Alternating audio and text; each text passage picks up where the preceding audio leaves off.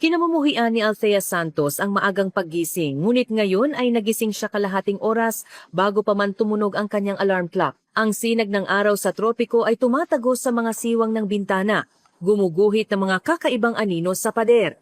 Ang 30 taong gulang na babae ay nag-inat sa kanyang kama at napangiti. Pagkalipas ng ilang oras, lilipad na siya patungo sa kanyang pangarap. 2 linggo sa mga dalampasigan ng Palawan. 2 linggo na malayo sa opisina, sa mga report, at sa walang katapusang mga meeting. 2 linggo kasama ang taong mahal niya nang higit pa sa kanyang buhay. Nakahanda na ang kanyang maleta mula pa kahapon. Tumayo si Althea mula sa kama at lumapit sa salamin. Ang kanyang mga matang kulay kape ay tumingin sa kanya na may kasamang pananabik. Ang mahaba niyang buhok na kulay tsokolate ay malambot na bumabagsak sa kanyang mga balikat. Ang bahagyang kulay kayumanggi na nakuha niya mula sa maikling bakasyon sa Batangas bilang paghahanda sa Palawan ay lalo pang nagpatingkad sa kanyang ganda. Kinaya mo ito, Althea. Ngayon, karapat-dapat ka ng lumigaya, bulong niya sa kanyang refleksyon. Nag-vibrate ang telepono sa kanyang bedside table. Isang mensahe mula kay Marco. Good morning, mahal. Magkita tayo sa airport, sa check-in counter ng 10:30. Hindi na ako makapaghintay na masolo ka. Napangiti si Althea. Bawat mensahe mula sa kanya ay nagpapatibok ng kanyang puso ng mas mabilis. Si Marco De Leon, asawa ng kanyang boss na si Isabel, ang lalaking kasama niyang tutuparin ang pangarap na bakasyon. Nagsimula ang kanilang relasyon 6 na buwan nang nakalipas sa isang corporate party. Nasa business trip noon si Isabel sa Singapore at si Marco ay dumating sa party ng mag-isa. Matangkad, may mga matang abuhin na nangungusap at may isang ngiti na nakakaakit. Agad niyang nakuhang atensyon ni Althea. Hindi niya kailanman inisip na mahuhulog siya sa isang lalaking may asawa, lalo na sa asawa ng kanyang boss. Ngunit pagkatapos ng ilang baso ng wine, nagkausap sila at nakita ni Althea sa kanyang isang kaparehong kaluluwa, isang taong tunay na nakakaintindi sa kanya. Hindi ako masaya sa kanya, pag-amin ni Marco noon. Matagal na kaming parang magkasama lang sa bahay. Puro trabaho na lang ang iniisip ni Isabel, ang kanyang career. Wala na siyang pakialam sa akin. Mula sa gabing iyon, nagsimula ang lahat.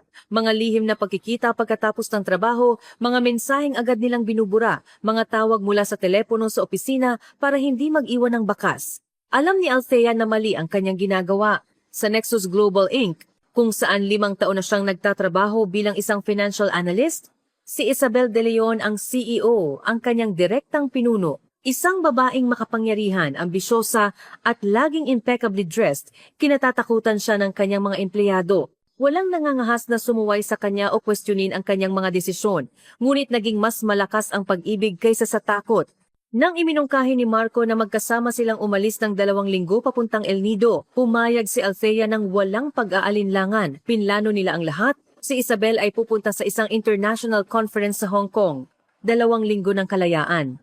2 linggo kung kailan hindi na nila kailangang magtago at matakot na mabuking. Naligo si Althea, nagsuot ng isang magaan na summer dress at nag-ayos ng sarili. Ang tanging alahas niya ay isang pares ng pilak na hikaw, regalo ni Marco noong kaarawan niya. Nang tingnan niya ang orasan, napagtanto niyang oras na para umalis. Naghihintay na ang taxi sa labas. Halos 1 oras ang biyahe papuntang Naiya. Ang traffic sa umaga ay normal na sa Metro Manila, ngunit kahit ito ay hindi nakasira sa kanyang magandang mood. Pakiramdam niya ay masaya at malaya siya kailanman. Sa airport, maingay at puno ng tao. Nakita ni Althea ang tamang check-in counter at huminto. Inililibot ang tingin para hanapin si Marco. Wala pa siya. Tiningnan niya ang kanyang relo. 10:20 ng umaga, may oras pa sila. Muling nag-vibrate ang kanyang telepono. Isang tawag. Hello? Sagot ni Althea, inaasahan ng boses ni Marco. Ma'am Althea Santos? Isang hindi pamilyar na boses ng babae ang narinig niya. Si Maricel po ito, mula sa opisina ni Ma'am Isabel. Kinabahan si Althea. Huwag ngayon. Huwag isang tawag mula sa trabaho bago ang kanyang bakasyon. Oo, nakikinig ako. Pinapasabi po ni Ma'am Isabel na may mga error na nakita sa annual report. Gusto niyang manatili muna kayo at i-check ulit ang lahat ng numero bago kayo umalis sa bakasyon. Pero may flight ako sa loob ng 3 oras, nalilitong sabi ni Althea. Nasa airport na ako. Sabi po ni Ma'am Isabel, urgent daw po ito. Umasa daw po siya sa inyo. Naramdaman ni Althea na nanikip ang kanyang dibdib. Ganyan talaga si Isabel, laging inuuna ang trabaho at hinihiling din iyon sa iba. Pakisabi kay Ma'am Isabel na hindi ako makakabalik, bayad na ang tour ko at nakapag-check-in na ako sa flight. Isang kasinungalingan iyon, hindi pa siya nakapag-check-in, ngunit hindi niya hahayaang sirain ng trabaho ang kanyang mga plano. Sige po, ipaparating ko. Tuyot na sagot ng sekretarya at ibinaba ang tawag. Huminga ng malalim si Althea, sinusubukang kumalma. Walang makakasira sa kanyang bakasyon. Hindi ang trabaho, hindi si Isabel. Karapat-dapat siya rito. Muling tumunog ang telepono, si Marco na. Hello, sinubukan niyang gawing masaya at natural ang kanyang boses. Althea, may problema tayo. Tense ang boses ni Marco.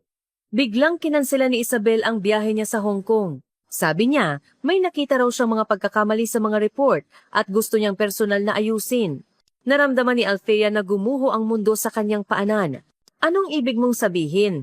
Kinansela niya ang biyahe? Nasa opisina siya? Oo, nandoon siya ngayon. Althea, sa tingin ko may hinala siya. Nagtatanong siya ng mga kakaibang bagay tungkol sa mga plano ko para sa 2 linggong ito.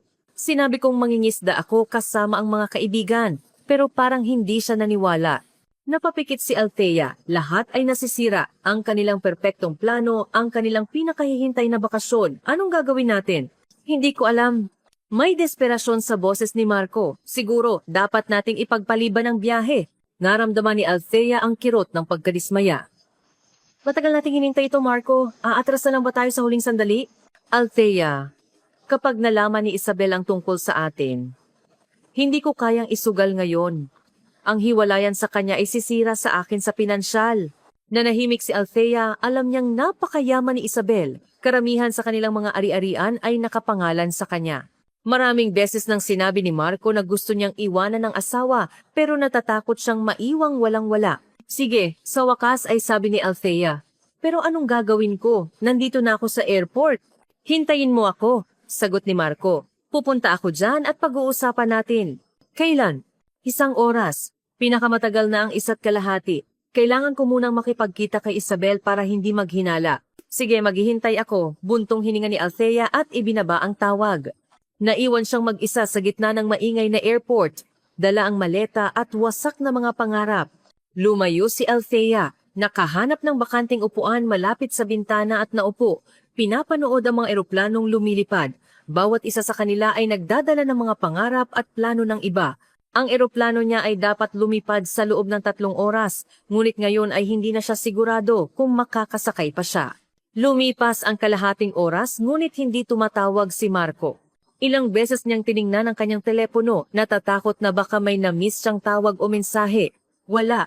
Nagsimula na siyang kabahan. Paano kung talagang may hinala na si Isabel?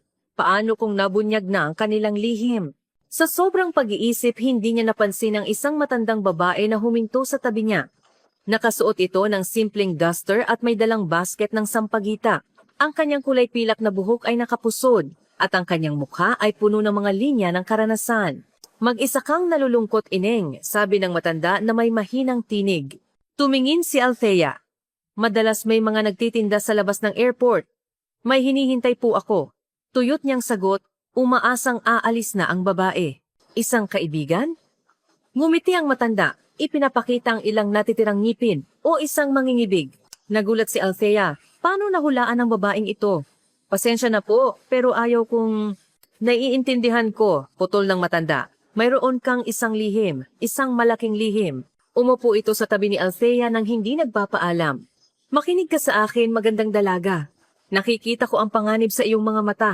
Gusto sanang tumayo at umalis ni Althea, ngunit may kung anong sa mga salita ng matanda ang nagpatigil sa kanya. Anong panganib? Hinawakan ng matanda ang kanyang kamay. Ang mga daliri nito ay mainit at tuyo. Lilipad ka kasama ang asawa ng iba, mahinang sabi nito. Iniisip mong mahal mo siya, ngunit dinadala ka niya sa isang bitag. Biglang binawi ni Althea ang kanyang kamay. Sino ka? Sino ang nagpadala sa iyo? Umiling ang matanda. Walang nagpadala sa akin, ineng.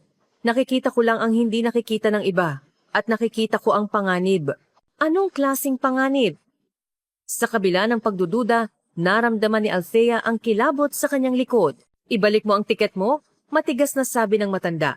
Bumalik ka sa opisina at tingnan mo ang iyong kwarto. Doon mo mahahanap ang mga sagot. Naramdaman ni Althea ang bara sa kanyang lalamunan. Sino ka? Paano mo nalaman ang tungkol sa trabaho ko? Ngumiti ang matanda ng may hiwaga. Marami akong alam, Ineng. Ngunit ang mahalaga ngayon ay hindi iyon.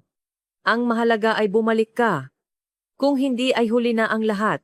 Tumayo ito at, nang walang karagdagang salita, naglaho sa gitna ng maraming tao. Naiwan si Althea ang nakaupo, tulala sa kakaibang engkwentro. Paano nalaman ng matanda ang tungkol sa kanila ni Marco? At anong panganib ang naghihintay sa kanya?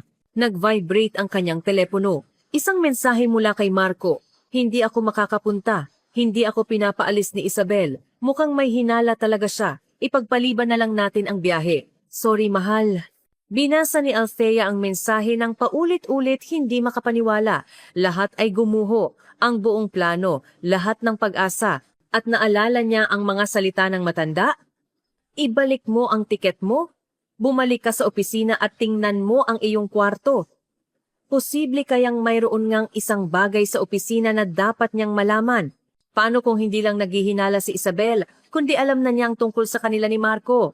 Huminga ng malalim si Althea at nagpasya. Tumayo siya, kinuha ang kanyang maleta at nagtungo sa labasan ng airport. Maaari niyang kanselahin ang tiket sa pamamagitan ng app. Pero ngayon ang mahalaga ay malaman kung ano ang nangyayari. Sumakay siya ng taxi at sinabi ang address ng business center sa BGC kung saan matatagpuan ang opisina ng Nexus Global. Sa buong biyahe, hindi siya mapakali.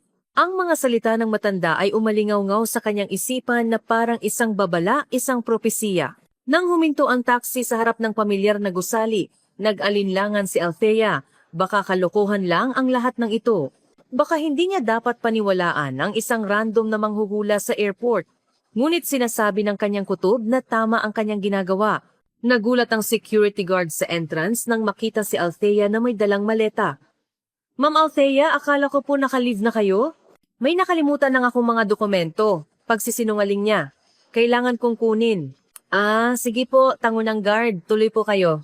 Sumakay si Althea sa elevator papuntang ika-12 palapag kung saan naroon ang kanyang opisina. Tahimik sa opisina. Biyernes, maraming maagang umuuwi. Umaasa siyang hindi niya makakasalubong si Isabel. Masyadong mahirap ipaliwanag ang kanyang biglaang pagdating na may dalang maleta. Nakasara ang pinto ng kanyang opisina. Kinuha ni Althea ang kanyang susi, binuksan ang pinto at natigilan sa may pintuan. Sa unang tingin, lahat ay mukhang normal. Ang kanyang mesa malapit sa bintana, ang computer, ang tumpok ng mga papel na hindi niya natapos ayusin bago magbakasyon. Ngunit mayroong mali. Ramdam niya ito. Dahan-dahang pumasok sa opisina at isinara ang pinto. Masusing tiningnan ni Althea ang paligid. At doon niya napansin, sa kisame. Sa isang sulok, halos hindi makita sa gitna ng mga bahagi ng ventilation system ay isang kamera. Maliit, itim at nakatutok mismo sa kanyang pwesto. Bumilis ang tibok ng puso ni Althea. Bakit may kamera sa kanyang opisina? At kailan ito inilagay? Lumapit siya sa kanyang mesa at binuksan ang computer. Habang naglo-load ang system, ipinagpatuloy niya ang pagsisiyasat. Sa ilalim ng kanyang mesa, nakakita siya ng isang maliit na device na nakadikit gamit ang tape. Ito ay isang bug, isang listening device. Diyos ko, bulong ni Althea, ramdam ang panginginig sa kanyang katawan. May nagmamanman sa kanya, nire-record ang bawat salita, bawat kilos. Nag-load na ang computer, humihingi ng password. Inilagay niya ito gamit ang nanginginig na mga daliri, ngunit nagpakita ng error ang system. Incorrect password. Sinubukan niyang muli, maingat na tinitingnan ang bawat letra. Parehong resulta. May nagpalit ng password ko, naisip ni Althea. Naramdaman niya ang pag-atake ng panik. Anong nangyayari? Ang kanyang pag-iisip ay pinutol ng tunog ng bumubukas na pinto. Sa pintuan ay nakatayo si Isabel de Leon. Matangkad, balingkinitan, perpekto ang ayos ng buhok at make-up at nakasuot ng isang mamahaling designer suit. Mukha siyang perpekto gaya ng dati. Ngunit sa kanyang mga mata may nakita si Althea na bago isang bagay na malamig at mapanganib. Althea. Ang boses ni Isabel ay nagkunwaring nagulat. Ngunit napansin ni Althea ang pagkukunwari. Anong sorpresa? Akala ko nasa eroplano ka na.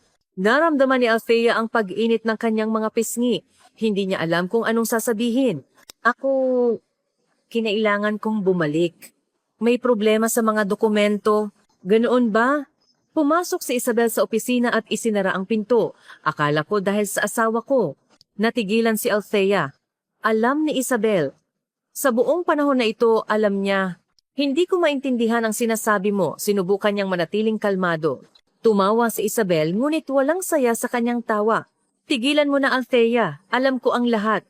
Ang tungkol sa relasyon ninyo ni Marco, ang tungkol sa planong bakasyon ninyo sa Palawan, ang tungkol sa lahat ng pagkikita at pag-uusap ninyo, itinuro niya ang kamera sa sulok.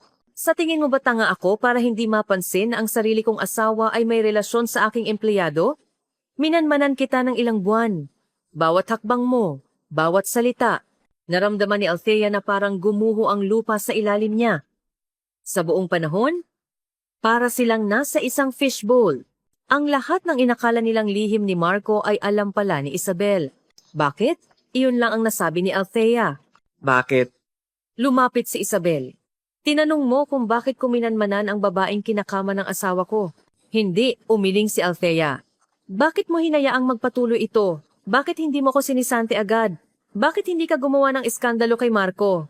Isang kakaibang ngiti ang lumitaw sa mukha ni Isabel. Dahil gusto kong lumayo pa kayo.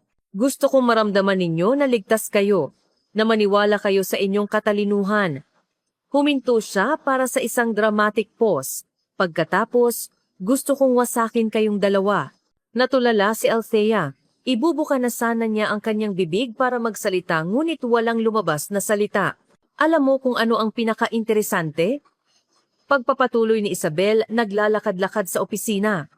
Hindi kang una. Mayroon ng mga affair si Marco sa mga empleyado ko noon. Ngunit ikaw ang pinakamatigas ang ulo. Naramdaman ni Althea ang pagbaliktad ng kanyang sikmura. Hindi kailanman nabanggit ni Marco ang ibang babae. Siniguro niya sa kanya na hindi pa siya kailanman nagtaksil sa asawa, na espesyal ang kanilang pag-ibig. Hindi ako naniniwala, bulong niya. Siyempre hindi ka maniniwala, ngumisi si Isabel. Lahat kayo ay hindi naniniwala hanggang sa harapin ninyo ang katotohanan. Akala mo espesyal ka sa kanya? Ang nag-iisang babae na iiwanan niya ako para magsimula ng bagong buhay? Nanahimik si Althea. Ganoon nga ang iniisip niya. Ganoon nga ang inaasahan niya. Kawawang inosenteng bata. Umiling si Isabel. Hindi kailanman aalis si Marco sa akin. Alam mo kung bakit? Dahil duwag siya. At dahil wala siyang kwenta kung wala ako. Lumapit siya sa mesa ni Althea at umupo sa gilid. Ako ang gumawa sa kanya. Nang magkakilala kami, wala siyang sinuman, isang simpleng sales manager na kakarampot ang sweldo. Ako ang nagbigay sa kanya ng koneksyon, pera, status, at alam na alam niya iyon. Naramdaman ni Althea na parang masusuka siya. Posible bang lahat ng sinabi ni Marco ay kasinungalingan? Posible bang ang lahat ng kanyang mga pangako, lahat ng plano para sa hinaharap, ay isang paraan lang para madala siya sa kama? Kung alam mo ang lahat, dahan-dahang sabi ni Althea, bakit hindi mo na lang ako sinisante? Bakit kailangan mo pang maglagay ng mga kamera at bug sa opisina ko? Ngumiti si Isabel, at dahil sa ngiting iyon ay kinilabutan si Althea.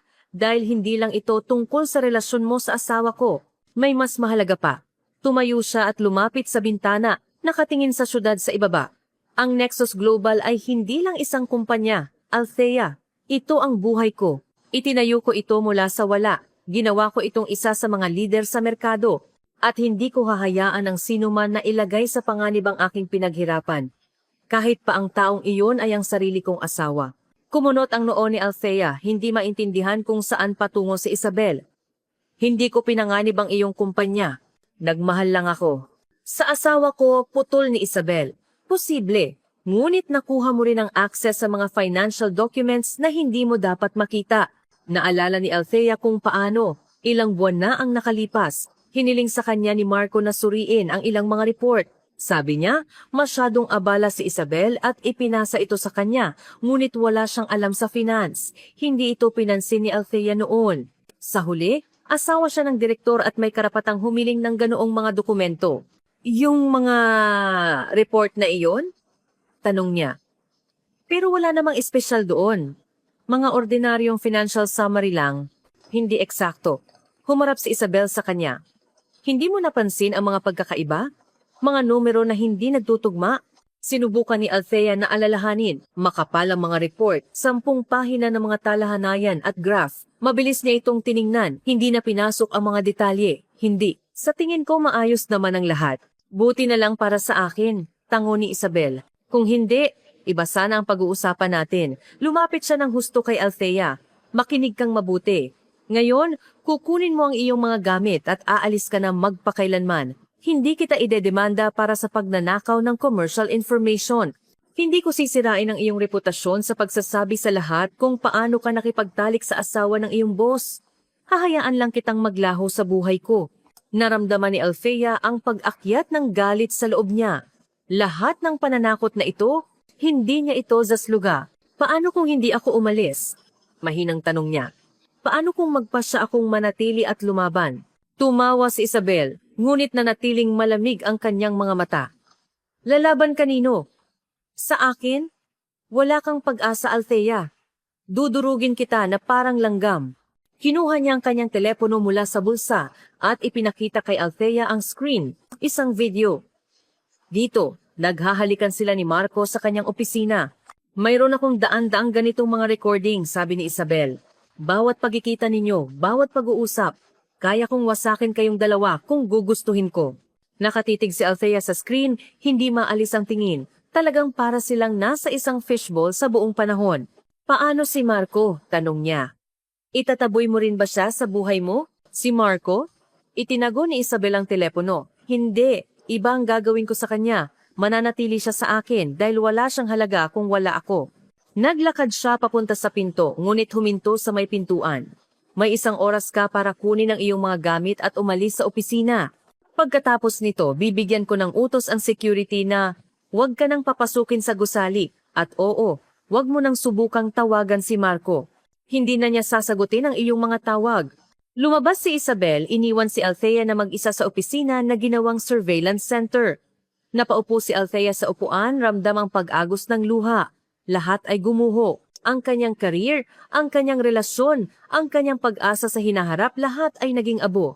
Kinuha niya ang kanyang telepono at tinawagan si Marco. Nagre-ring ito, ngunit hindi siya sumasagot. Pagkatapos ng ika-5 ring, pumasok ang voicemail. Hindi nag-iwan ng mensahe si Althea.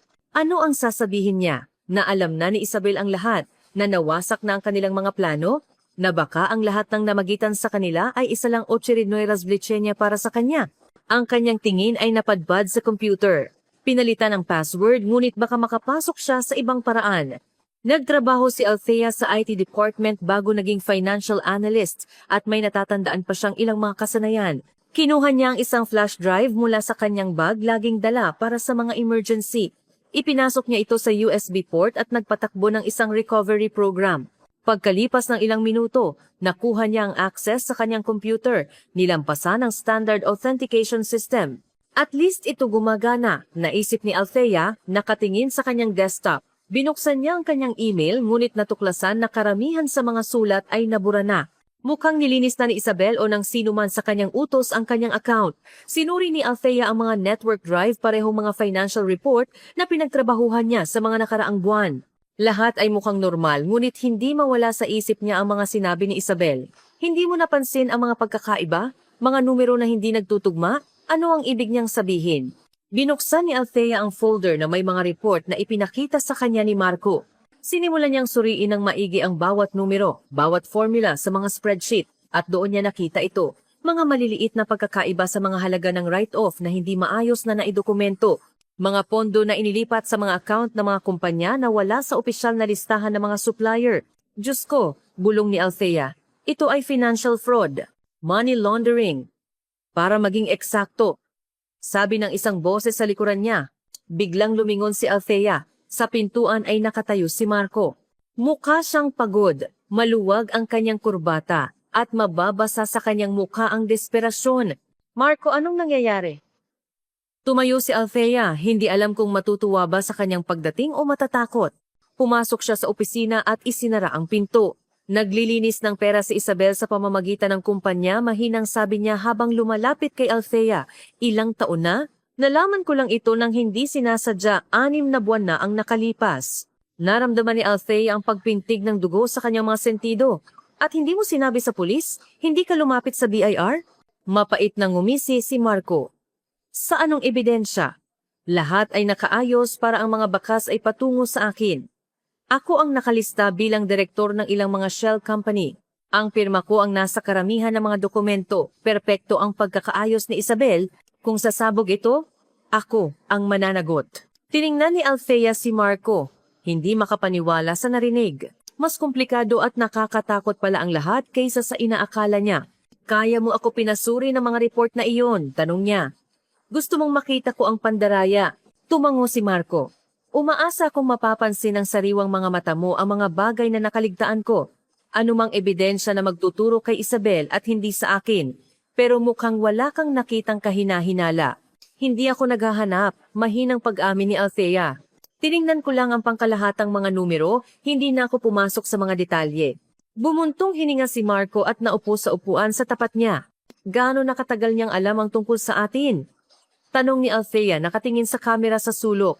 Mula pa sa simula, sagot ni Marco. Pinlano niya ito. Gusto niyang magkaroon ako ng relasyon sa iyo. Naramdaman ni Althea ang pagbaliktad ng kanyang sikmura. Anong gusto mong sabihin? Na lahat ng ito ay plano niya? Tumango si Marco.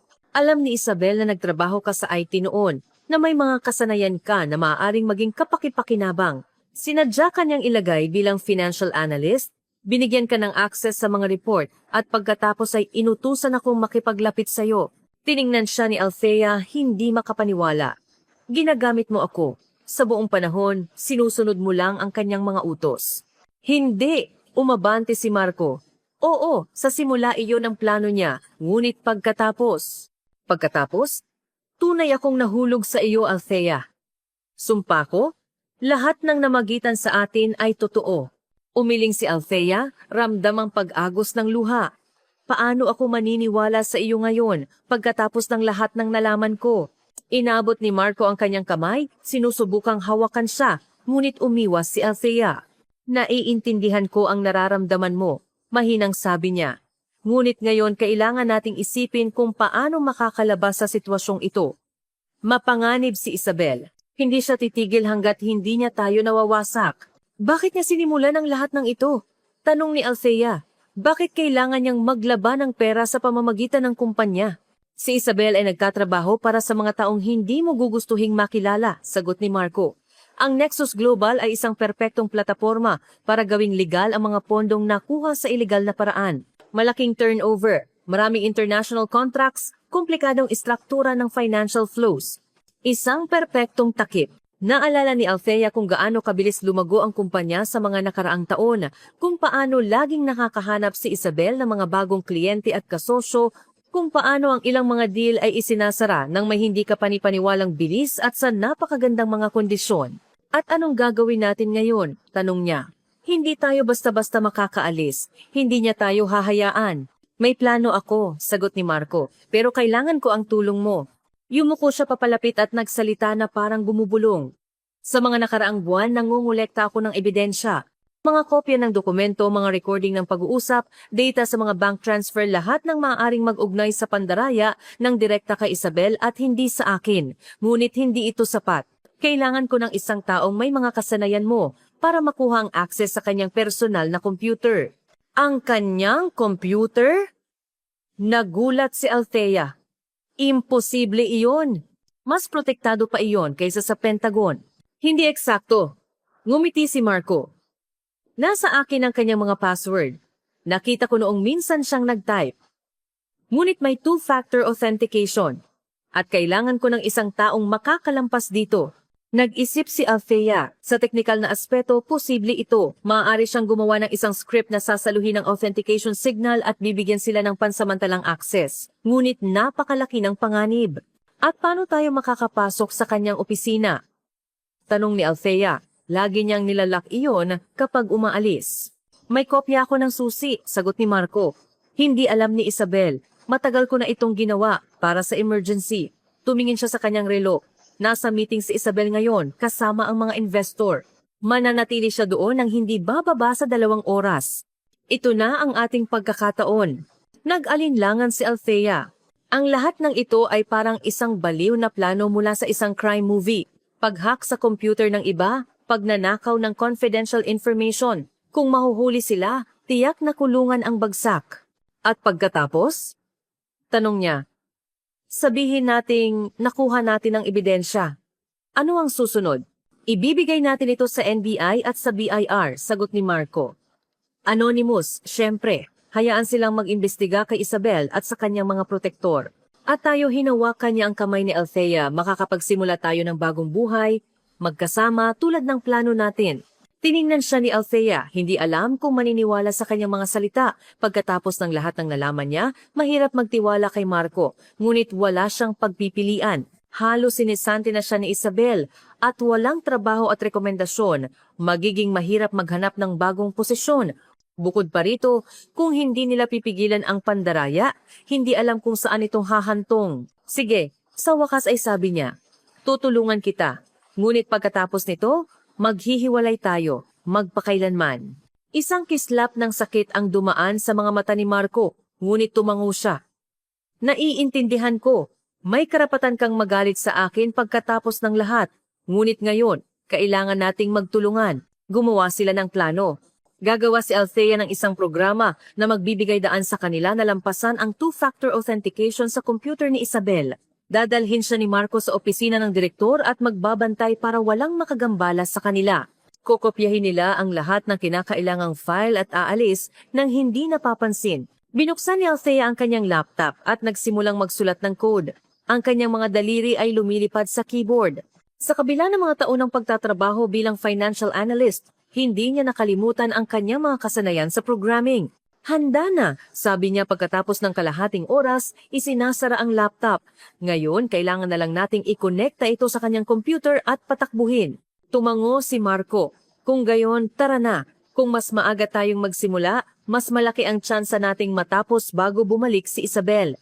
Lumabas sila sa opisina ni Althea at nagtungo sa elevator. Halos walang tao sa opisina. Tanging ilang empleyado ang nanatili sa Biyernes na iyon. Walang pumansin kina Althea at Marco habang naglalakad sila sa pasilyo. Ang opisina ni Isabel ay nasa mas mataas na palapag. Isang malaking espasyo na may mga panoramic window at tanawin ng lungsod. Kinuha ni Marco ang susi at binuksan ang pinto. Dali! Bulong niya. Pinapasok si Althea. Ang opisina ni Isabel ay parang nasa pabalat ng isang interior design magazine. Minimalist na kasangkapan, mga pinta ng mga modernong artista sa mga pader, mga sariwang bulaklak sa mga florera, at walang kahit isang papel sa perpektong malinis na mesa.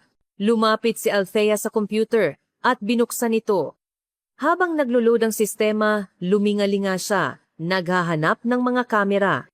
Kung naglagay si Isabel ng surveillance sa opisina ni Althea, tiyak na mayroon din dito. Huwag kang mag-alala, sabi ni Marco, na parang nabasa ang kanyang isip. Walang kamera dito. Masyadong paranoid si Isabel para hayaan ng sino man na magmanman sa kanya. Nag-load na ang computer, humihingi ng password.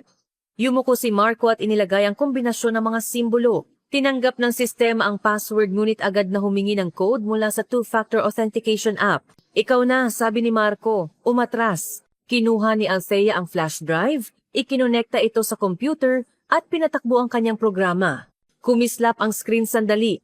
At pagkatapos ay nilampasan ng sistema ang two-factor authentication step at nag-load ang desktop. Henyo ka, ngumiti si Marco.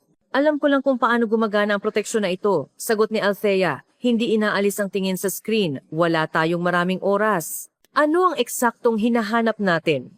Mga dokumento sa mga offshore company. Lahat ng may kaugnayan sa mga international transfer. At ang personal na correspondence ni Isabel sa mga taong nasa listahan na ibibigay ko sa iyo. Kinuha niya mula sa bulsa ang isang nakatuping papel at iniabot kay Althea. Isang listahan ito ng mga pangalan at kumpanya, karamihan ay hindi niya pa naririnig. Sinimula ni Althea ang paghahanap. Binubuksan niya ang folder pagkatapos ng folder sinusuri ang mga file, kinokopya ang lahat ng mukhang mahalaga sa isang external drive na ibinigay sa kanya ni Marco. Tingnan mo, sabi niya, binubuksan ang isang dokumento. Ito ay isang kasunduan sa isang kumpanya mula sa Cayman Islands. Sila raw ay nagbibigay ng consulting services, ngunit napakalaki ng mga halaga. Lumapit si Marco at tumingin sa kanyang balikat. Eksakto ang kailangan natin. Ito ang isa sa mga pangunahing paraan ng paglalaban ng pera. Ang pera ay napupunta sa mga offshore accounts sa ilalim ng pagkukunwaring bayad para sa mga serbisyo at pagkatapos ay bumabalik sa pamamagitan ng ibang mga kumpanya bilang malinis na kita. Ipinagpatuloy ni Althea ang pagkopya ng mga file habang mas marami siyang natatagpuan, mas nagiging malinaw ang larawan. Ang Nexus Global ay talagang ginagamit bilang takip para sa malawakang financial fraud. Milyon-milyong dolyar ang dumadaan sa kumpanya, napupunta sa mga account ng mga offshore firm at bumabalik sa pamamagitan ng isang komplikadong sistema ng mga transaksyon. Nakakabaliw, bulong ni Althea. Paano niya naorganisa ang lahat ng ito? Hindi si Isabel ang nag-isip nito, sagot ni Marco. Sa likod niya ay may mga napaka-impluensyal na tao, mga politiko, negosyante, marahil kahit mga miyembro ng mundo ng krimen. Siya'y isang tagapagpatupad lamang, bagaman nakakakuha siya ng kanyang bahagi. Biglang napansin ni Althea ang isang folder na may kakaibang pangalan, Project Phoenix. Binuksan niya ito at natagpuan ang mga dokumento na mukhang mas kahina-hinala. Ano ito? Tanong niya. Ipinapakita kay Marco ang screen. Yumuko siya, sinusuri ang mga file at nagbago ang kanyang mukha. Diyos ko, bulong niya. Mas malala pa ito kaysa sa inaakala ko. Plano niyang iliquidate ang kumpanya, ilabas ang lahat ng assets, bangkarotehin ang Nexus Global at maglaho. Kailan? Tanong ni Althea. Ramdam ang panlalamig. Binuksan ni Marco ang isa sa mga dokumento. Ayon sa schedule na ito, sa loob ng 2 linggo, lahat ay handa na. Ang pera ay ilalabas sa pamamagitan ng mga shell firm. Ang mga dokumento ay pepekehin at ang sisi sa pagkabangkarote ay ibabato sa. Naputol siya. Sa akin. Hindi makapaniwala si Althea sa narinig. Kaya pala kalmado lang siya sa relasyon natin. Kaya pala hindi siya gumawa ng eskandalo. Ginamit niya ito bilang isa pang ebidensya laban sa iyo. Tumango si Marco. Malamang. Isipin mo. Ang asawa ng CEO na may relasyon sa isang empleyado ay biglang masasangkot sa financial fraud at pagkabangkarote ng kumpanya. Isang perpektong scapegoat. Tumingin siya kay Althea. Kasama ka rin sa listahan. Plano nilang isisi sa ating dalawa. Ang pirma mo ay nasa ilang mahalagang dokumento na may kaugnayan sa mga financial report. Naalala ni Althea ang lahat ng mga papel na pinirmahan niya sa mga nakaraang buwan. Hindi niya kailanman binasa ng maigi, nagtitiwala kay Isabel at sa legal department. Kailangan nating kopyahin ang lahat ng ito, determinado niyang sabi, at kailangan pa nating hanapin ang kanyang correspondence. Kung tinalakay niya ang mga planong ito sa sinuman, ito ay magiging direktang ebidensya. Ipinagpatuloy nila ang paghahanap. Nahanap ni Marco ang folder na may personal na correspondence ni Isabel at nagsimulang suriin ang mga email habang si Althea ay nag-aaral ng mga financial documents. Ito na, biglang sabi ni Marco. Isang palitan ng email sa isang Sergey Volkov. Binabanggit niya ang Project Phoenix at tinatalakay ang mga detalye ng pag-withdraw ng assets. At dito, diretsong sinasabi kung paano ibabato ang lahat sa akin at sa iyo. Tumingin si Althea sa screen. Ang mga email ay isang tunay na yaman. Sa mga ito, hayagang tinatalakay ni Isabel ang plano na bangkarotehin ang kumpanya at ilabas ang mga pondo. Nabanggit ang mga tiyak na halaga, account at petsa. Ito ang kailangan natin, sabi ni Althea. Sa ebidensyang ito, maaari tayong pumunta sa pulisya. Umiling si Marco, hindi ganoon kadali. Hindi natin alam kung gaano ka-impluensyal ang mga taong kasama ni Isabel. Kung mayroon sa kanila sa law enforcement, maaaring mawala lang ang ating reklamo at mas mapanganib pa ang ating sitwasyon. Anong gagawin natin? Tanong ni Althea. Mayroon akong kakilalang journalist, sagot ni Marco. Nagsasagawa siya ng mga investigasyon sa mga corruption scheme. Kung ibibigay natin sa kanya ang mga kopya ng lahat ng dokumento, makakagawa siya ng isang expose na hindi maaaring baliwalain. Tumango si Althea. Mukhang makatwiran iyon. Mas ligtas ang pampublikong pagbubunyag kaysa sa tahimik na pagdulog sa pulisya. Kung gayon, kopyahin natin ang lahat at umalis na tayo dito, sabi niya. Isinasaksak ang external drive sa computer. Sinimulan nilang kopyahin ang lahat ng natagpuang dokumento. Ilang minuto lang ang proseso, ngunit bawat segundo ay parang isang kawalang hanggan. Palaging sumusulyap si Althea sa pinto, natatakot na anumang sandali ay maaaring bumukas ito at lilitaw si Isabel. Handa na, sa wakas ay sabi niya, tinatanggal ang drive. Ngayon, kailangan nating siguraduhin na wala tayong iniwang bakas. Isinara niya ang lahat ng bukas na file at folder, ibinalik ang desktop ng computer sa orihinal na estado at pinatay ang sistema. Alis na tayo, sabi ni Marco. Hinawakan ang kanyang kamay. Lumabas sila sa opisina ni Isabel at nilak ni Marco ang pinto. Tahimik pa rin sa pasilyo. Bumaba sila sa elevator papunta sa palapag kung saan naroon ang opisina ni Althea. Ano ngayon? Tanong niya. nang makabalik sila sa kanyang opisina. Ngayon, kailangan nating kontakin ang journalist, sagot ni Marco. At sa lalong madaling panahon, ngunit hindi dito, hindi ligtas dito. Tumango si Althea. Tumingin siya sa kamera sa sulok ng opisina. Sino ang nakakaalam kung pinapanood sila ni Isabel ngayon mismo? Kukunin ko ang aking mga gamit at aalis na tayo, sabi niya. May sasakyan ka? Oo, nasa underground parking. Sige, bigyan mo ko ng 5 minuto. Mabilis na inilagay ni Althea ang kanyang mga personal na gamit sa isang bag. Ang mga larawan sa kanyang mesa. Ang paboritong tasa. Ilang mga libro. Ang lahat ng iba pa computer, dokumento, office supplies ay pag-aari ng kumpanya. Handa na ako, sabi niya. Isinasakbit ang bag sa kanyang balikat at hinahawakan ang hawakan ng maleta na dala niya mula sa airport. Lumabas sila sa opisina at nilak ni Althea ang pinto.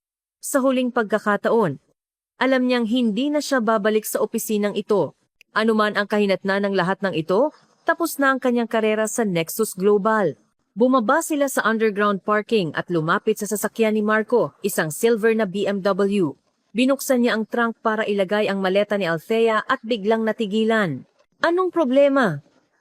Tanong ni Althea, napansin kung paano nagbago ang kanyang mukha. Dahan-dahang itinaas ni Marco ang kanyang tingin. Kailangan nating umalis dito, agad. Bakit? Anong nangyari? Walang laman ang trunk, mahinang sabi niya. Dapat may bag ako dyan. Sasama sana ako sa'yo sa airport, tandaan mo? May dala akong bag na mga gamit para sa biyahe. Naramdaman ni Althea ang kilabot sa kanyang likod. Sa tingin mo nandito si Isabel? Tumango si Marco. Alam niyang nasa gusali ako. Baka alam pa niya na nasa opisina niya tayo. Sa sandaling iyon, narinig nila ang tunog ng bumubukas na pinto ng elevator. Lumingon sila at nakita si Isabel na lumalabas sa parking, kasama ang 2 malalaking lalaki na nakaitim na suit. Takbo! Sigaw ni Marco, hinila si Althea sa kamay. Tumakbo sila papunta sa exit ng parking, iniwan ang maleta sa tabi ng sasakyan. Narinig ni Althea sa likuran niya ang mga sigaw ni Isabel at ang mabibigat na yabag ng mga humahabol. Ang kanyang puso ay kumakabog na parang baliw. Ang dugo ay kumukulo sa kanyang mga sentido. Dito, hinila siya ni Marco papunta sa emergency staircase. Pumasok sila sa hagdanan at nagsimulang umakyat ng mabilis. Mula sa ibaba, naririnig ang mga boses. Pumasok din si Isabel at ang kanyang mga kasama sa hagdanan. Bakit tayo umaakyat? Hingal ni Althea. Kailangan nating lumabas sa kalye. Mauhuli tayo agad doon, sagot ni Marco. May security sa entrance, may mga surveillance camera. Siguradong naabisuhan na sila ni Isabel. Umakyat sila ng umakyat. Nilulundag ang mga baitang. Ramdam ni Althea ang pagkasunog ng kanyang mga baga dahil sa kakulangan ng hangin. Ang kanyang mga sapatos na may takong ay hindi idinisenyo para sa ganitong marathon. Saan tayo pupunta? Tanong niya nang malampasan nila ang 15 palapag. Sa rooftop, sagot ni Marco. Mula doon, makakatawid tayo sa katabing gusali. Iba ang security doon, iba ang mga kamera. Magkakaroon tayo ng pagkakataong makatakas ng hindi napapansin. Narating nila ang huling palapag at itinulak ni Marco ang pinto papuntang rooftop. Sumalubong sa kanila ang hangin ng gabi. Palubog na ang araw, pinipinturahan ng ginto ang mga skyscraper ng lungsod. Doon! Itinuro ni Marco ang gilid ng rooftop kung saan may isang makitid na tulay na nag-uugnay sa kanilang gusali sa katabing business center. Tumakbo sila papunta sa tulay, ngunit biglang bumukas muli ang pinto ng rooftop at lumitaw ang mga humahabol. Nanatili si Isabel sa may pasukan habang ang 2 lalaki ay sumugod sa kanila. Dali! Sigaw ni Marco, itinutulak si Althea papunta sa tulay. Tumuntong siya sa makitid na metal na istruktura at natigilan. Sa ibaba ay isang 15 palapag na bangin, isang maling hakbang at mamamatay siya. Hindi ko kaya, bulong ni Althea, umatras. Takot ako sa matataas. Althea, pakiusap. May desperasyon sa boses ni Marco. Wala tayong pagpipilian, hinahabol nila tayo. Tama siya. Ang mga lalaki ay nasa 20 metro na lang ang layo at mabilis na lumalapit. Huminga ng malalim si Althea at muling tumuntong sa tulay. Isang hakbang, isa pang hakbang. Bahagyang umuugoy ang tulay sa ilalim ng kanyang bigat. Hindi siya tumingin sa ibaba, sa unahan lang, sa kabilang rooftop na tila ang tanging kaligtasan ngayon. Sumusunod si Marco, palaging lumilingon. Narating na mga humahabol ang tulay, ngunit huminto. Mukhang ayaw din nilang isugal ang kanilang buhay sa isang umuugoy na istruktura. Malapit na tayo. Pag-encourage ni Marco kay Althea, kaunti na lang. Nalagpasan nila ang mga huling metro at tumalon sa matigas na ibabaw ng rooftop ng katabing gusali. Naramdaman ni Althea na nanghihina ang kanyang mga binti dahil sa takot, ngunit inalalayan siya ni Marco. "Magaling ka," sabi niya. "Ngayon kailangan nating bumaba at umalis dito sa lalong madaling panahon." Nakahanap sila ng pinto papunta sa hagdanan at bumaba.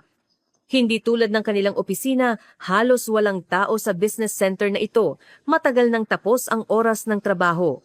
Walang hadlang silang nakarating sa unang palapag at lumabas sa isang side exit papunta sa isang gilid na kalye. "Ano ngayon?" tanong ni Althea nang makalayo sila sa gusali. Hindi pa rin siya makapaniwala sa nangyari. Kaninang umaga lang, papunta siya sa kanyang pangarap na bakasyon at ngayon ay tumatakas siya, dalang ebidensya ng mga krimen sa pinansya. "Kailangan nating maghanap ng ligtas na lugar," sagot ni Marco. Hindi titigil si Isabel, masyadong malaki ang nakataya para sa kanya. Lumingalinga siya at pumara ng isang taxi. Huminto ang sasakyan at mabilis silang sumakay. "Saan po tayo?" tanong ng driver. Sinabi ni Marco ang isang address sa labas ng syudad. "Apartment iyon ng kaibigan ko," paliwanag niya kay Althea. "Nasa abroad siya ngayon. Maaari tayong magtago doon ng ilang araw. Walang makakahanap sa atin doon." Tahimik na tumango si Althea. Pakiramdam niya ay wala na siyang lakas, masyadong maraming impormasyon, masyadong maraming pagkabigla para sa isang araw. "Yung nalaman natin," mahinang sabi niya, "hindi lang ito financial fraud, di ba? Mas seryoso pa ito." Tumingin si Marco sa bintana sa dumadaang lungsod. "Oo, sa wakas," ay sagot niya. "Ginagamit ang Nexus Global para sa money laundering mula sa mga iligal na operasyon. Baka may mas malala pa." Si Isabel ay bahagi lang ng kadena, ngunit isang mahalagang bahagi.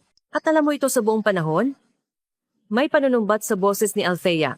Hindi lahat umiling si Marco. "Nagsimula akong maghinala mga 1 taon na ang nakalipas nang mapansin ko ang mga kakaibang bagay sa mga financial report ng kumpanya. Ngunit ang mga konkretong ebidensya ay nakuha ko lang 6 na buwan na ang nakalipas, noong naputol siya, noong nagsimula ang ating relasyon." Pagtatapos ni Althea, "Inutusan ka ni Isabel na makipaglapit sa akin para matulungan kitang maghanap ng ebidensya, tama ba?" Tumango si Marco, hindi nakatingin sa kanya. Sa simula, oo, iyon ang plano niya. Ngunit nagbago ang lahat. "Tunay akong nahulog sa iyo, Althea, at nagpasya akong gamitin ang sitwasyon para makahanap ng paraan palabas dito, para makalaya kay Isabel at sa kanyang mga protektor." Tiningnan ni Althea ang kanyang profile, hindi alam kung maniniwala ba. Sinasabi ng kanyang puso ang isang bagay, ngunit iba ang sinasabi ng kanyang isip. "Bakit hindi ka lumapit sa pulisya, agad nang makahanap ka ng unang ebidensya?" tanong niya. "Sinubukan ko, mapait nang umisi si Marco. Anonymous akong nakipag-ugnayan sa isang investigador na akala ko ay matapat. Pagkalipas ng 1 linggo, namatay siya sa isang car accident. Isang aksidente, sabi sa mga balita. Ngunit naintindihan kong mapanganib ang mga taong kinakalaban ko at hindi gagana ang direktang paraan." Huminto ang taxi sa harap ng isang ordinaryong high-rise building sa gilid ng lungsod. Nagbayad si Marco sa driver at bumaba sila. Nasa 7th palapag ang apartment, sabi niya nang pumasok sila sa lobby. "Sira ang elevator, kailangan nating maglakad." Umakyat sila sa hagdan at huminto sa harap ng isang ordinaryong metal na pinto. Kinuha ni Marco mula sa kanyang bulsa ang isang bungkos na mga susi. Pinili ang isa at binuksan ang kandado. Maliit ngunit maaliwalas ang apartment. Simpleng kasangkapan, kaunting dekorasyon ngunit malinis at maayos. "Relax ka lang," sabi ni Marco. Isinasara ang pinto. "Dapat may pagkain sa ref." Pinakiusapan ako ni Mark, kaibigan ko, na bantayan ang apartment habang wala siya. Pumunta si Althea sa sala at naupo sa sofa. Ngayon lang niya naramdaman kung gaano siya kapagod, pisikal at emosyonal. "Kailangan nating kontakin ang iyong kakilalang journalist," sabi niya. "Kung mas maaga nating maibibigay sa kanya ang mga dokumento, mas mabuti." Tumango si Marco. "Tatawagan ko siya ngayon din." Kinuha niya ang kanyang telepono ngunit biglang natigilan. Hindi sa numerong ito. Tiyak na tinatrack na ni Isabel ang lahat ng tawag. Tinanggal ni Marco ang likod na takip ng telepono, kinuha ang SIM card at binali ito sa 2. Dapat may extra phone si Mark. Laging may ganyan siya para sa mga emergency. Pumunta siya sa kwarto at nagsimulang maghanap sa mga drawer. Naiwan si Althea sa sala, sinusubukang unawain ang lahat. Ang kanyang buhay ay nagbago ng husto sa loob ng isang araw. Kaninang umaga, isa siyang matagumpay na financial analyst na naghahanda para sa bakasyon kasama ang minamahal. Ngayon, isa siyang takas na may hawak na ebidensya ng malubhang krimen at sa likod niya ay may mga maimpluwensya at mapanganib na mga taong handang gawin ang lahat para hindi lumabas ang ebidensyang iyon. Nahanap ko! Bumalik si Marco sa sala na may dalang simpleng keypad phone, lumang modelo, pero gumagana at walang makakatrack ng tawag mula dito. Nagdial siya ng numero at lumayo sa bintana. Nagsasalita ng mahina, ngunit naririnig pa rin ni Althea ang usapan. Miguel, si Marco ito. Oo, alam kong gabi na. Makinig ka, may impormasyon ako, napakaseryoso. Hindi sa telepono, bukas. Sige, bukas ng 10:00 ng umaga. Sa kapihan sa may katipunan, nakuha ko. Oo, hindi ako mag-isa. Salamat, hanggang bukas. Pinapos niya ang tawag at lumingon kay Althea. Bukas ng umaga ang meeting. Si Miguel, isang investigative journalist, nagtatrabaho sa isang independent publication. Ibibigay natin sa kanya ang lahat ng dokumento at gagawa siya ng expose. At pagkatapos, tanong ni Althea, anong mangyayari sa atin? Umupo si Marco sa tabi niya sa sofa. At pagkatapos, maglalaho tayo. May kaunti akong ipon na hindi kontrolado ni Isabel. Maaari tayong umalis ng bansa, magsimula ng bagong buhay kung saan hindi nila tayo mahahanap. Tayo? Tumingin si Althea sa kanya. Iniisip mo pa ring magkakasama tayo pagkatapos ng lahat ng ito? Isang kislap ng sakit ang dumaan sa mga mata ni Marco. Naiintindihan ko ang nararamdaman mo, Althea. Niloko kita. Ginamit kita. Ngunit ang nararamdaman ko para sa iyo ay totoo. Tunay kitang mahal. Umiling si Althea. Hindi ko alam kung sino at ano ang paniniwalaan ko ngayon. Lahat ng akala kong totoo ay naging kasinungalingan. Ang trabaho ko, ang relasyon natin, kahit ang lintik na bakasyon ko. Lahat iyon ay bahagi ng isang malaking laro kung saan isa lang akong pawn. May sasabihin sana si Marco, ngunit itinaas ni Althea ang kanyang kamay, pinipigilan siya. Ayusin muna natin ang nangyayari. Ibigay natin ang ebidensya, siguraduhin natin ang ating kaligtasan, at pagkatapos ay pag-usapan natin kung ano ang susunod, hiwalay man o magkasama. Tumango siya, tinatanggap ang kanyang desisyon. Tama ka. Ang mahalaga ngayon ay mabuhay at maiparating ang katotohanan sa mga tao. Ang iba ay maaaring maghintay. Tumayo si Althea mula sa sofa. Gusto kong maligo at magpahinga. Masyadong mahaba ang araw na ito. Siyempre, itinuro ni Marco ang pinto sa kanan. Nandoon ang banyo. Hahanap ako ng mailuluto para sa hapunan. Pumunta si Althea sa banyo, nilak ang pinto at sumandal dito. Ngayon lang, nang mag-isa, hinayaan niyang dumaloy ang luha sa kanyang mga pisngi. Lahat ay gumuho. Ang kanyang karera, ang kanyang relasyon, ang kanyang mga plano sa hinaharap. Lahat ay naging abo. Ngunit sa isang lugar sa loob niya, may kumikislap na pag-asa. Marahil mula sa kaguluhang ito ay may isisilang na bago, mas mabuti. Marahil sa lahat ng pagsubok na ito, mahahanap niya ang kanyang tunay na landas. Naghilamos si Althea ng maligamgam na tubig, pinupunasan ng mga luha at make-up. Sa salamin ay nakikita ang isang pagod na mukha na may namumulang mga mata. Ngunit sa mga matang iyon ay wala ng desperasyon, kundi determinasyon. Kakayanin ko ito, sabi niya sa kanyang refleksyon. Ano man ang mangyari, kakayanin ko ito. Nagsimula ang susunod na araw para kay Althea sa amoy ng bagong timplang kape. Minulat niya ang kanyang mga mata at hindi agad naintindihan kung nasaan siya isang dayuhang kwarto, isang hindi pamilyar na kama. Pagkatapos ay bumalik ang alaala ang pagtakas, ang habulan, ang apartment ng kaibigan ni Marco. Umupo si Althea sa kama, kinukusot ang kanyang mga mata. Pakiramdam niya ay wasak siya, kahit na nakatulog siya ng halos 10 oras. Masyadong maraming emosyon. Masyadong maraming stress. Tumayo siya at lumabas ng kwarto. Nasa kusina si Marco naghahanda ng almusal. Magandang umaga, sabi niya nang makita si Althea. Kamusta ang tulog mo? Hindi naman masama kung isasaalang-alang ang mga pangyayari. Sagot niya, umuupo sa mesa. Anong oras na? 8:30, may oras pa tayo bago ang meeting natin kay Miguel. Inilapag ni Marco sa harap niya ang isang tasa ng kape at isang plato ng sinangag at itlog. Kumain ka. Kailangan mo ng lakas. Tumango si Althea at nagsimulang kumain. Ngayon lang niya naramdaman kung gaano siya kagutom. Kagabi tinanggihan niya ang hapunan, sinabing gusto na lang niyang matulog. May plano ba tayo? Tanong niya, humihigop ng kape. Ano ang gagawin natin pagkatapos ng meeting sa journalist? Umupo si Marco sa tapat niya na may hawak na tasa. Iniisip ko iyan buong gabi.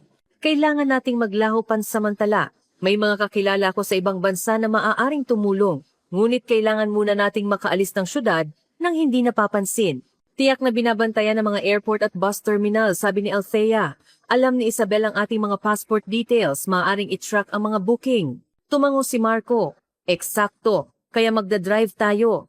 May lumang kotse si Mark sa garahe. Walang maghahanap sa atin sa sasakyang iyon.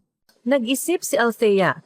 Mukhang mapanganib ang plano, ngunit parang wala na silang ibang pagpipilian. At ang mga dokumento? Tanong niya. Ang external drive na may mga file? Nasa akin lahat, tinapik ni Marco ang bulsa ng kanyang damit. Hindi ko ito iniiwan. Natapos silang mag-almusal at nagsimulang maghanda. Nagpalit si Althea ng mga damit na nahanap niya sa aparador, marahil ay pag-aari ng kasintahan ni Mark. Medyo malaki ang maong at masyadong makulay ang t-shirt, ngunit wala siyang pagpipilian. Ang kanyang sariling damit, isang eleganteng damit para sa bakasyon, ay hindi angkop para sa isang takas. Alas 9:10 sa umalis sila sa apartment. Si Marco palaging lumilingon. Bumaba sila sa underground garage kung saan nakaparada ang isang lumang silver na kotse. Ito ang ating transportasyon, sabi ni Marco. Binubuksan ang pinto. Hindi ito Ferrari, syempre, pero magagawa nito ang trabaho. Sumakay sila sa kotse at lumabas ng garahe. Papunta sa kapihan kung saan nakatakda ang meeting sa journalist, kailangan nilang tawirin ang buong syudad. Sa tingin mo nag-report na si Isabel sa pulis? Tanong ni Althea nakatingin sa bintana. Malamang hindi, sagot ni Marco. Maingat na nagmamaneho, masyadong mapanganib para sa kanya. Magsisimulang magtanong ang pulisya, maghukay ng impormasyon. Malamang gagamitin niya ang kanyang mga koneksyon para hanapin tayo sa hindi opisyal na paraan. Kinilabutan si Althea, iniisip kung anong mga hindi opisyal na paraan ang maaaring gamitin ni Isabel. Ang mga taong nasa likod niya ay tiyak na hindi mag-atubiling gumamit ng anumang paraan. Nakarating sila sa kapihan 10 minuto bago ang takdang oras. Isang maliit na lugar ito sa isang lumang distrito ng lungsod, malayo sa mga office center at tourist route. Isang perpektong lugar para sa isang meeting na kailangang manatiling lihim. Maghintay ka dito, sabi ni Marco. Ipinarada ang kotse sa isang eskinita sa likod ng kapihan. Titingnan ko kung nandoon na si Miguel. Lumabas siya ng kotse at nagtungo sa pasukan ng kapihan. Naiwan si Altehang nakaupo, kinakabahang tumatapik ng daliri sa kanyang tuhod. Maraming iniisip, paano kung isang bitag ang meeting sa journalist? Paano kung si Miguel ay nagtatrabaho para sa mga taong kasama rin ni Isabel? Paano kung ang kanyang pag-iisip ay pinutol ng pagbabalik ni Marco pagkatapos ng 5 minuto? Nasa loob si Miguel, sabi niya, malinis. Walang kahinahinalang tao. Tara na. Pumasok sila sa kapihan ng magkasama. Sa oras na iyon, kaunti lang ang mga customer. Isang pares ng matatandang lalaki na naglalaro ng chess sa isang sulok. Isang batang babae na may laptop malapit sa bintana. At isang lalaking nasa katanghaliang gulang sa isang mesa sa likod. Itinaas niya ang kanyang kamay. Binabati si Marco. Siya si Miguel, bulong ni Marco kay Althea, at nagtungo sila sa mesa. Si Miguel ay isang matipunong lalaki, mga 40 taong gulang, may matatalas na abuhin na mga mata at maagang pamumuti sa kanyang buhok. Tumayo siya nang lumapit sila at iniabot ang kanyang kamay, una kay Marco pagkatapos kay Althea. Ikinagagalak kong makilala ka, sabi niya. Kinakamayan si Althea. Naupo sila. Mukhang kalmado si Miguel, ngunit mababasa sa kanyang mga mata ang tensyon. So sabi niya ibinababa ang kanyang boses. Nabanggit ni Marco na may seryoso kayong impormasyon. Tumango si Marco at kinuha mula sa bulsa ang external drive. Narito ang ebidensya ng financial fraud sa Nexus Global. Money laundering, pekeng dokumento, isang nalalapit na pagkabangkarote na may pag-withdraw ng assets. Sumipol si Miguel, seryosong mga akusasyon. Mayroon ba kayong mga konkretong dokumento na nagpapatunay nito? Lahat ay nandyan, sagot ni Marco. Mga financial report, correspondence ng management, mga detalye ng mga scheme, lahat ng kailangan para sa isang investigasyon. Kinuha ni Miguel ang drive at itinago ito sa loob ng kanyang jacket. Pag-aaralan ko ang mga materyales at kukontakin ko kayo. Kung makumpirma ang lahat, ilalathala natin ang investigasyon sa mga darating na araw. Wala tayong ilang araw, tuto ni Althea. Hinahabol kami. At sa oras na malaman ni Isabel na may ebidensya tayo, gagawin niya ang lahat para pigilan tayo. Tiningnan siya ni Miguel ng maigi. Naiintindihan ko ang pagmamadali ninyo, ngunit ang isang journalistic investigation ay nangangailangan ng oras. Kailangan kong i-verify ang lahat ng facts, maghanap ng kumpirmasyon mula sa mga independent sources, kung hindi, walang bigat ang material. Gaano katagal ang kailangan mo? Tanong ni Marco. Minimum na 2 hanggang 3 araw, kung ang impormasyon ay kasing tibay ng sinasabi ninyo. Nagkatinginan sina Marco at Althea. 3 araw matagal iyon. Masyadong matagal. Isinasaalang-alang ang kanilang sitwasyon. Sige, sa wakas ay sabi ni Marco. 3 araw pero hindi nalalagpas. At kailangan namin ng isang lugar kung saan kami maaaring magtago ng ligtas. Nag-isip si Miguel, mayroon akong rest house sa Tagaytay. Tahimik doon, kakaunti ang mga kapitbahay. Walang maghahanap sa inyo sa ganoong lugar. Maganda yan, tango ni Marco. Paano kami makakarating doon? Kumuha si Miguel ng isang notebook, isinulat ang address, at gumuhit ng isang simpleng mapa. 2 oras na biyahe mula sa syudad. Hindi maganda ang daan, pero makakarating kayo ng walang problema. Ang susi ay nasa ilalim ng isang bato malapit sa hagdan, pangalawa mula sa kanan. Inabot niya ang papel kay Marco. Mag-ingat kayo. Itinago ni Marco ang papel sa kanyang bulsa. Salamat Miguel, hihintayin namin ang tawag mo. Tumayo sila. Kinamayan sila ni Miguel. Good luck, sabi niya. At huwag kayong mag-alala, laging lalabas ang katotohanan. Lumabas sila ng kapihan at mabilis na bumalik sa kotse. Medyo gumaan ang pakiramdam ni Althea pagkatapos ng meeting. At least ngayon, may plano na sila at isang lugar kung saan magtatago. Pinaandar ni Marco ang kotse at lumabas sila sa daan papuntang labas ng syudad. Sa tingin mo, mapagkakatiwalaan natin siya? Tanong ni Althea nang nasa highway na sila. Nakatutok si Marco sa daan. Wala tayong pagpipilian, ngunit si Miguel ay isang matapat na tao. Ang kanyang mga investigasyon ay nagdulot na ng pagbibitiw ng mga opisyal at pagsasampa ng mga kasong kriminal. Kung may makakatulong sa atin, siya iyon. Tumango si Althea at sumandal. 1 oras na biyahe sa hindi pamilyar na daan at 3 araw ng paghihintay sa isang abandonadong rest house sa gitna ng gubat ang naghihintay sa kanila. Hindi ito isang magandang pananaw, ngunit mas mabuti kaysa mapunta sa kamay ni Isabel at ng kanyang mga protektor. Nga pala, biglang sabi ni Althea. Matagal ko nang gustong itanong, yung matandang babae sa airport. Paano niya nalaman ang tungkol sa atin? At na kailangan kong bumalik sa opisina. Kumunot ang noo ni Marco. Anong matandang babae? Ikinuwento ni Althea ang tungkol sa kakaibang engkwentro sa airport. Kung paano lumapit sa kanya ang matandang babae. Hinawakan ang kanyang kamay at binalaan siya tungkol sa panganib kung paano niya pinayuhan na bumalik sa opisina. Kung hindi dahil sa kanya, sumakay na ako sa eroplano at lumipad pagtatapos ni Althea at hindi ko kailanman malalaman ang tungkol sa mga kamera at bug sa aking opisina. Mukhang nalilito si Marco. Hindi ko alam kung sino iyon at paano niya nalaman. Baka nagkataon lang o naputol siya. O ano? O mayroong gustong malaman mo ang katotohanan. Isang taong alam ang mga plano ni Isabel ngunit hindi ka direktang mababalaan. Nag-isip si Althea. Sino kaya iyon? Isang tao mula sa opisina? Isang taong may alam sa pandaraya, ngunit takot na hayagang labanan si Isabel? Ano man iyon, pagpapatuloy ni Marco, gumana ito. Bumalik ka, natuklasan mo ang mga kamera, at nakuha natin ang ebidensya ng krimen ni Isabel, baka tadhana ito. Hindi naniniwala si Althea sa tadhana, ngunit hindi niya maikakaila na ang sunod-sunod na mga pangyayari na nagdala sa kanila sa puntong ito ay masyadong hindi inaasahan para maging isang simpleng pagkakataon. Nagpatuloy sila sa biyahe ng tahimik. Bawat isa ay abala sa sariling pag-iisip. Sa labas ng bintana ay dumadaan ang mga kagubatan at bukirin. Pagkatapos ng 2 oras tulad ng ipinangako ni Miguel, narating nilang isang maliit na bayan na napapaligiran ng mga puno. Mukhang dito na tayo, sabi ni Marco, sinusuri ang mapa. Lumiko sila sa isang dirt road, nag-drive pa ng ilang kilometro, at huminto sa harap ng isang kahoy na bahay na napapalibutan ng mataas na bakod. Nandito na tayo, anunsyo ni Marco, pinapatay ang makina, ang ating kanlungan sa susunod na 3 araw. Lumabas sila ng kotse at lumapit sa gate. Luma ang kandado ngunit matibay. Binuksan ito ni Marco gamit ang susi na nahanap nila sa ilalim ng bato, tulad ng sinabi ni Miguel.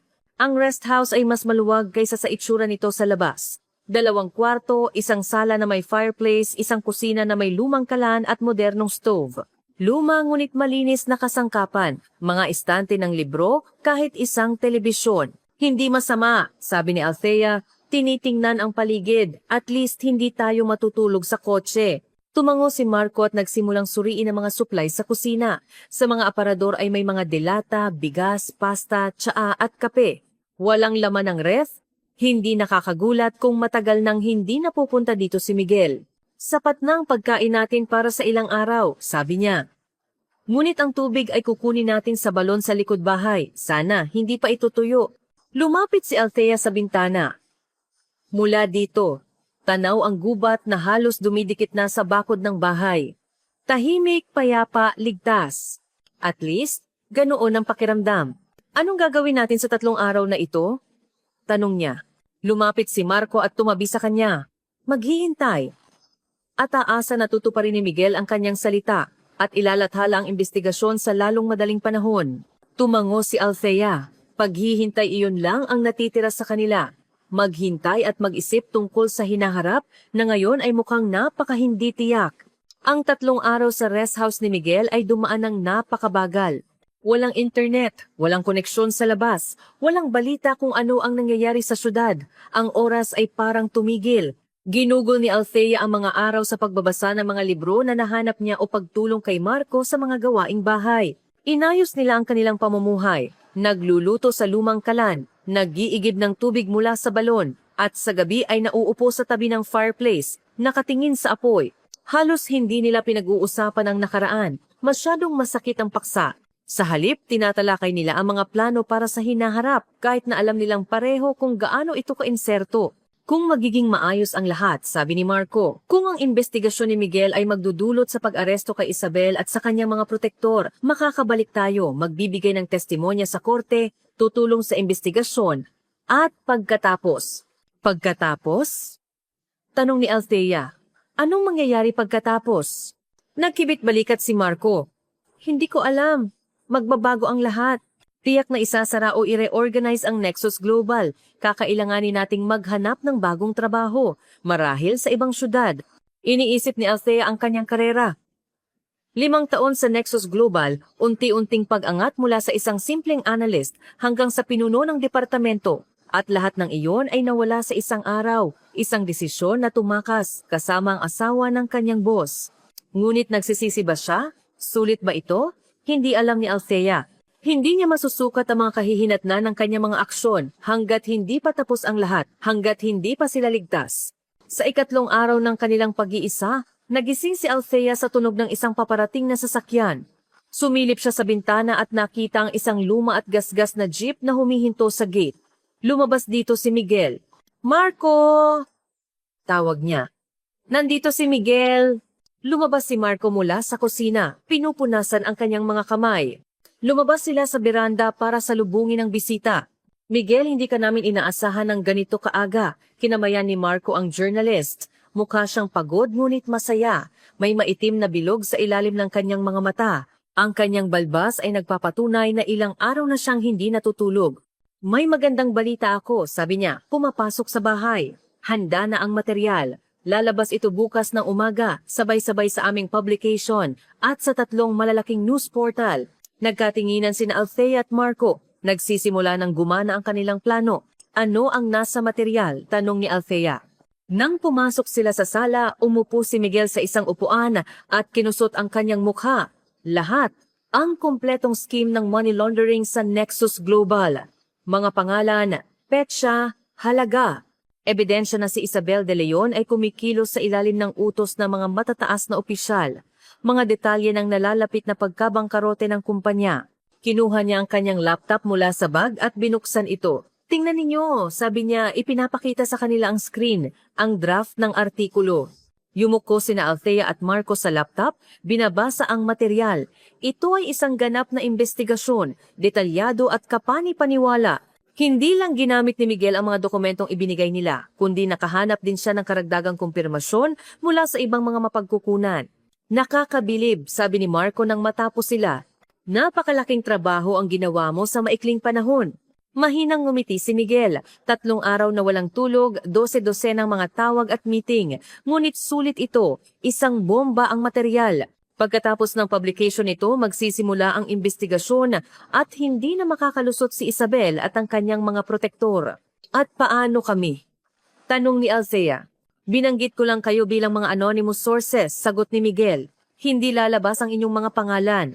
Ngunit, naputol siya. Pagkatapos ng publication, kakailanganin ninyong magbigay ng testimonya sa mga investigador. Ang inyong mga testimonya ay magiging susi sa kaso.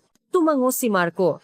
Handa kami para dyan. Ang mahalaga ay malaman ang katotohanan. Isinara ni Miguel ang laptop at tiningnan sila ng seryoso. May isa pa kayong dapat malaman, naglaho si Isabel. Anong ibig mong sabihin, naglaho? Tanong ni Marco.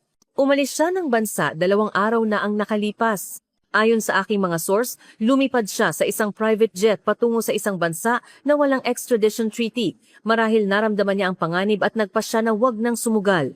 Muling nagkatinginan sina Althea at Marco. Nagbago ang sitwasyon kung tumakas si Isabel. Nangangahulugan na ang direktang panganib sa kanila ay lumipas na. At ang kanyang mga protektor? Maingat na tanong ni Althea. Nandito pa rin sila, sagot ni Miguel. At hindi nila alam ang tungkol sa nalalapit na publication. Bukas ay magiging isang hindi magandang sorpresa para sa kanila. Tumayo siya.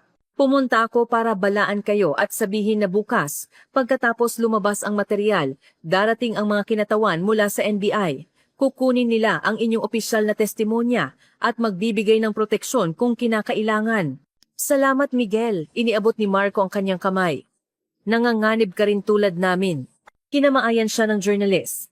Trabaho ko ito, ibunyag ang katotohanan, gaano man ito kasakit. Nagpaalam siya at umalis, iniwan sina Althea at Marco na mag-isa sa kanilang mga iniisip at pag-asa. Bukas, magbabago ang lahat, mahinang sabi ni Althea, nakatingin sa bintana sa papalayong sasakyan ni Miguel. Wala nang babalik sa dati.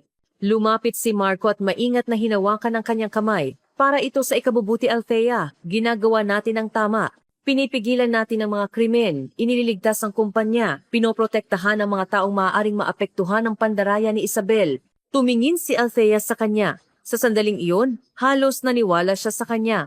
Halos naniwala na lahat ng ginawa niya ay para sa katarungan at hindi dahil sa ibang mga nakatagong motibo. Alam ko, sabi niya. Biglaan lang, 1 linggo lang ang nakalipas, isa akong ordinaryong financial analyst na naghahanda para sa bakasyon. At ngayon, isa kang bayani, malumanay na sabi ni Marco.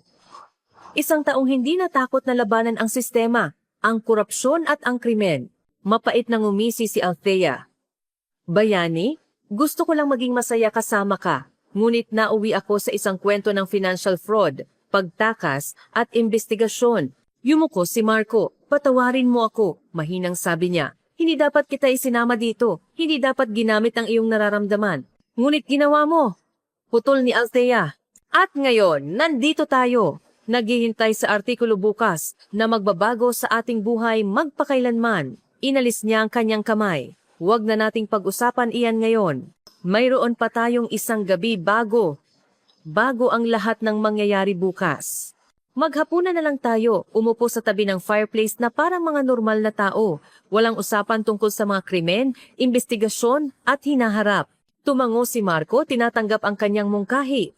Ginugol nila ang gabi tulad ng mga nakaraang araw. Nagluto ng hapunan, nag-usap tungkol sa mga librong nabasa nila at naupo sa tabi ng fireplace. Ngunit may tensyon sa hangin, isang pag-asam sa mga darating na pagbabago. Nang matulog sila sa magkahiwalay na kwarto, matagal bago nakatulog si Althea. Ang mga iniisip ay umiikot sa kanyang ulo. Ano ang mangyayari bukas? Paano magbabago ang kanilang buhay pagkatapos ng publication? Makakabalik pa kaya siya sa normal na buhay? Sa mga iniisip na iyon, sa wakas ay nakatulog siya ng hindi mapakalit. Nagsimula ang umaga sa isang malakas na tunog. May kumakatok sa pinto ng rest house. Tumalon si Althea mula sa kama. Ang kanyang puso ay kumakabog ng malakas. Sino kaya iyon? Ang mga investigador na sinabi ni Miguel? O ang mga tao ni Isabel na natuntun sila? Sumilip siya sa bintana at nakita ang ilang sasakyan ng pulis malapit sa gate. Sa may pintuan ay may mga taong naka-uniforme at nakasibilyan. Marco! Tawag niya. May pulis! Lumabas si Marco mula sa kanyang kwarto, isinusuot ang damit. Ngayon na, tumingin siya sa relo. 8:00 pa lang ng umaga. Sinabi ni Miguel na lalabas ang artikulo sa umaga, ngunit hindi niya inasahan na magiging ganito kabilis ang reaksyon. Buksan ninyo, pulis! Muling sigaw mula sa labas. Lumapit si Marco sa pinto. Sino yan? Tanong niya. National Bureau of Investigation. Buksan ninyo ang pinto. Tumingin si Marco kay Althea at bumulong. Mukhang lumabas na ang artikulo. Maging handa ka sa interogasyon. Binuksan niya ang pinto. Sa pintuan ay nakatayo ang isang lalaking nakasuit at sa likod niya ay ilang mga pulis. Marco De Leon? Tanong ng lalaki. Oo, ako nga. Arestado ka sa hinalang malawakang estafa. Opisyal na sabi ng lalaki, ipinapakita ang kanyang ID. Ako si Agent Corpuz, nangunguna sa kaso ng financial fraud sa Nexus Global. Pumasok ang 2 pulis at hinawakan si Marco. Sandali, humakbang si Althea. May pagkakamali dito. Hindi kriminal si Marco. Tumulong siyang ibunyag ang pandaraya ni Isabel De Leon. Lumingon si Agent Corpuz sa kanya. Althea Santos? Oo, ako nga. Arestado ka rin sa parehong kaso. Pakiusap, sumama kayo sa amin. Mayroon kaming warrant of arrest para sa inyo. Natigilan si Althea. Warrant? Pero bakit? Ibinigay namin ang ebidensya. Nakipagtulungan kami sa isang journalist. Anong journalist? Tanong ni Corpuz. Tinaas ang kilay. Si Miguel. Miguel Reyes. Mula sa isang independent publication. Dapat niyang ilathala ang artikulo ngayong umaga. Umiling si Corpuz. Walang artikulo Miss Santos at walang journalist na nagngangalang Miguel Reyes sa mga kilala naming publication. Naramdaman ni Althea na gumuho ang lupa sa ilalim niya. Lumingon siya kay Marco, naghahanap ng suporta o paliwanag, ngunit nakita niya sa kanyang mukha ang parehong pagkabigla at pagkalito. Pero nandito siya kahapon. Ipinakita niya sa amin ang artikulo sa laptop. Sigaw ni Althea. Aayusin natin ang lahat ng detalye sa headquarters, matigas na sabi ni Corpuz. Ngayon, pakiusap, maghanda na kayo. May 5 minuto kayo. Dahan-dahang bumalik si Althea sa kwarto. Nanginginig ang kanyang mga kamay, naguguluhan ang kanyang isip. Anong nangyayari? Nasaan ang artikulo? Nasaan si Miguel? Niloko ba sila? Mabilis siyang nagbihis at lumabas sa sala. Inilabas na si Marco at isinakay sa isa sa mga sasakyan ng pulis. Maputlang kanyang mukha, tuliro ang mga mata. Althea, hindi ko maintindihan! Sigaw niya nang makita siya. Nagtiwala ako kay Miguel. Nangako siyang tutulong. Isinakay siya ng mga pulis sa sasakyan at isinara ang pinto. Lumapit si Agent Corpuz kay Althea. Oras na para sa iyo, sabi niya. Sa ibang sasakyan ka. Tumango si Althea, hindi pa rin makapaniwala sa nangyayari. Parang nasa isang masamang panaginip siya na malapit ng magising. Isinakay siya sa ibang sasakyan ng pulis at umandar ang convoy. Nakatingin si Althea sa bintana sa papalayong rest house, sa gubat, sa asul na langit. Lahat ay mukhang normal, ngunit ang kanyang buhay ay nadurog na. Pagkalipas ng 2 oras, narating nila ang syudad at huminto sa gusali ng NBI. Dinala si Althea sa loob sa isang interrogation room, isang maliit na kwarto na may mesa, 3 upuan, at isang surveillance camera. Umupo ka, sabi ni Corpuz, magsisimula na tayo. Umupo si Althea, pakiramdam ay ganap na walang laman. Nasaan si Marco? Tanong niya. Ini-interrogate siya sa kabilang kwarto, sagot ni Corpuz. Huwag kang mag-alala, maayos lang siya. Kinuha niya ang isang folder. Althea Santos, financial analyst ng Nexus Global, nagsimula siya. Pinaghihinalaan kang kasabwat sa isang scheme para ilabas ang assets ng kumpanya at ihanda ito para sa sinadyang pagkabangkarote kasama si Marco De Leon. Ano ang masasabi mo para sa iyong depensa? Huminga ng malalim si Althea. Hindi totoo iyan, matatag niyang sabi. Hindi ako kasali sa anumang pandaraya. Sa katunayan, kami ni Marco ang nakatuklas sa scheme na ito at sinubukan naming ibunyag ito. Ikinuwento niya sa ahente ang lahat ng kanyang relasyon kay Marco, kung paano naglagay si Isabel ng mga kamera sa kanyang opisina, kung paano nila nahanap ang mga dokumento sa computer ni Isabel, ang meeting kay Miguel, at ang pangako nitong ilathala ang investigasyon. Makinig ng maigi si Corpuz, nagsusulat. Nang matapos si Althea, sumandal siya. Interesting na bersyon, sabi niya. Ngunit mayroon kaming ibang impormasyon. Ayon sa aming data, kayo ni Marco De Leon ang naghahanda sa pagkabangkarote ng kumpanya. Ikaw ang nagtrabaho sa mga dokumento. May access ka sa financial reports. At si Marco, bilang asawa ng CEO, ay maaaring makakuha ng anumang impormasyon at pumirma ng anumang papel. Hindi totoo yan, sigaw ni Althea. Si Isabel ang nag-organisa ng lahat. May ebidensya kami. Anong ebidensya? Tanong ni Corpus. Ang mga dokumento na kinopya namin mula sa computer ni Isabel. Nasa external drive iyon na ibinigay namin kay Miguel. Ang journalist na hindi umiiral, pagtatapos ni Corpus. Nanahimik si Althea na pagtanto ang kabalintunaan ng sitwasyon. Kung hindi journalist si Miguel, sino siya at nasaan ngayon ang ebidensya? Hindi ko maintindihan, mahinang sabi niya. Nagtiwala kami sa kanya. Bumuntong hininga si Corpus. Nag-file si Isabel de Leon ng reklamo tungkol sa nawawalang mahahalagang commercial documents 3 araw na ang nakalipas.